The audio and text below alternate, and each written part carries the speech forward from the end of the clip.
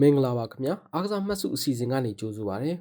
စိတ်မချမ်းမြေ့စရာစိတ်ညစ်စရာတွေကြားကပဲဒီအားကစားသတင်းလေးတွေကပြည်သက်ကိုခဏတာစိတ်ဖြေလျှော့မှုပေးနိုင်မယ်လို့မျှော်လင့်ပါတယ်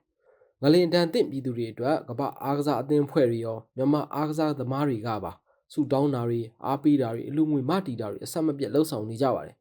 အဲ့ဒီထဲကပထမဆုံးအကြောင်းအရာကတော့ကြက်သိန်း100လှူဒန်းခဲ့တဲ့မြန်မာအားကစားသမားအကြောင်းကိုတင်ဆက်ပေးပါမယ်ချင်းတိုင်းရင်းသားဖိုက်တာဂျိုရှူအာဗန်ကငလင်တန်သင့်ပြည်သူတွေအတွက်ကျပ်သိန်း100ကိုချင်းလန်းဖောင်ဒေးရှင်းကနေတဆင့်လှူဒန်းခဲ့ပါတယ်။ကမ္ဘာနာမည်အကြီးဆုံးအတိုက်ခိုက်ပြိုင်ပွဲ UFC မှာကစားနေတဲ့ချင်းတိုင်းရင်းသားဗန်ကဂလင်တန်ခံစားခဲ့ရတဲ့မြန်မာနဲ့ထိုင်းကသူတွေအတွက်ဆူတောင်းပေးပါတယ်လို့လည်းဆိုခဲ့ပါတယ်။ဂျိုရှူအာဗန်ကငလင်တန်သင့်ပြည်သူတွေအတွက်သိန်း100လှူဒန်းရုံနဲ့အားမရတာကြောင့် online ကနေလှူငွေလှူဒန်းနိုင်တဲ့ GoFundMe ကနေတဆင့်အလှူငွေလှူဒန်းနိုင်ဖို့လဲကမကထလုပ်ပြီးဆောင်ရွက်နေတယ်လို့သူ့ရဲ့ social media ကနေထုတ်ဖော်ပြောကြားခဲ့ပါတယ်။နောက်ထပ်အကြောင်းအရာတစ်ခုကတော့ငလင်တန်သင့်ပြည်သူတွေအတွက်360မတီလှူဒန်းခဲ့တဲ့မြမလက်ရွေးစင်များဆိုတဲ့သတင်းကိုတင်ဆက်ပေးပါမယ်။မြမလက်ရွေးစင်ကစားသမားတွေဖြစ်တဲ့အောင်ကောင်းမှန်၊အောင်သူ၊တရားစော်၊စိုးမိုးကျော်၊ဝင်းနိုင်ထွန်း၊စန်းဆက်နိုင်တို့နဲ့သူတို့ရဲ့မိသားစုတွေစုပေါင်းပြီး360မတီလှူဒန်းမယ်လို့ထုတ်ပြန်ခဲ့တာပါ။ထိုင်းလီဝမ်မှာကစားနေတဲ့ကစားသမားအများစုနဲ့လက်ရွေးစင်ကိုသမားစန်းဆက်နိုင်တို့ပူးပေါင်းပြီးငလင်တန်သင့်ပြည်သူတွေအတွက်လှူဒန်းမှုမနေ့ကစတင်လှုပ်ဆောင်ခဲ့တာပါ။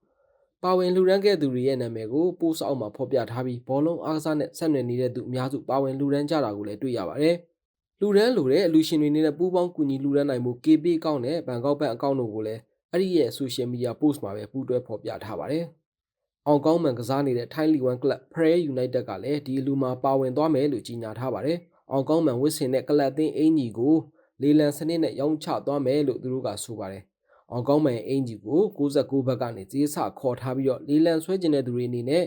ကြီးညာထားတဲ့ဈေးကနေစပြီးဈေးပေးလို့ရတယ်လို့ဆိုပါတယ်။လေလံကိုလာမဲ့ဧပြီလ2ရက်နေ့ထိဖွင့်ထားမှာဖြစ်ပြီးအဲ့ဒီလေလံကနေရတဲ့ငွေကြေးအားလုံးကို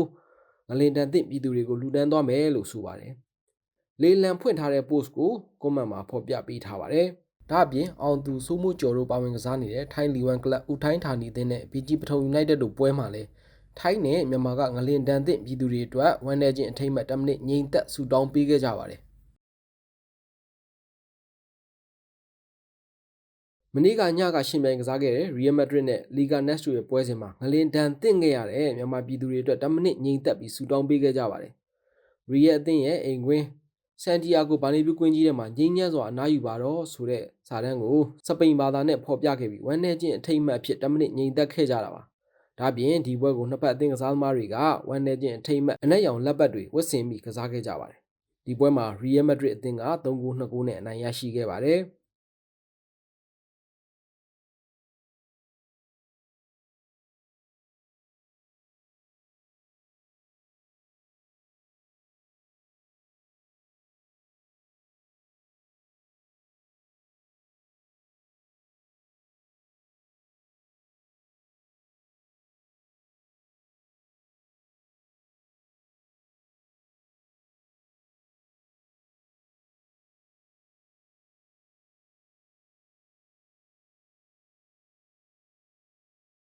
နောက်ထပ်အကြောင်းအရာတစ်ခုကတော့မက်ဒရစ်မြို့ကန်ကလပ်အသင်းဖြစ်တဲ့အက်တလက်တီကိုမက်ဒရစ်အသင်းကလည်းငလင်တန်သင့်ပြည်သူတွေအတွက်ဝန်내ကြောင်းဆိုရှယ်မီဒီယာကနေတဆင့်ထုတ်ပြန်ခဲ့ပါတယ်။ဒီထုတ်ပြန်ချက်မှာမြန်မာနဲ့ထိုင်းကငလင်တန်သင့်ပြည်သူတွေနဲ့အတူရှိနေကြောင်းဖော်ပြခဲ့တာပါ။ငလင်တန်ကြောင့်ထိခိုက်ခဲ့ရတဲ့သူတွေနဲ့သူတို့ချစ်ရတဲ့သူတွေအတွက်များစွာဝန်내စိတ်မကောင်းဖြစ်ရတယ်လို့ဖော်ပြထားပါတယ်။ဒါပြင်ဂျပန်ဂျီလီဘောလုံးဖွဲ့ချုပ်ကလည်းစူတောင်းအားပေးစကားပြောကြားခဲ့သလိုဂျပန်ကလပ်အသင်းတစ်ခုဖြစ်တဲ့စီရီဇိုအိုဆာကာနဲ့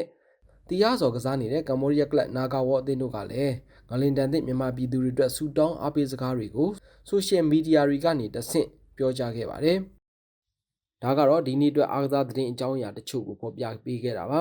။ကတ်ဆိုးကြီးတွေရဲ့ဘေးကနေပြည်သက်တွေအားလုံးအလင်းမြန်ကြော်ဖြတ်နိုင်ကြပါစေလို့ဆုတောင်းပေးပါတယ်။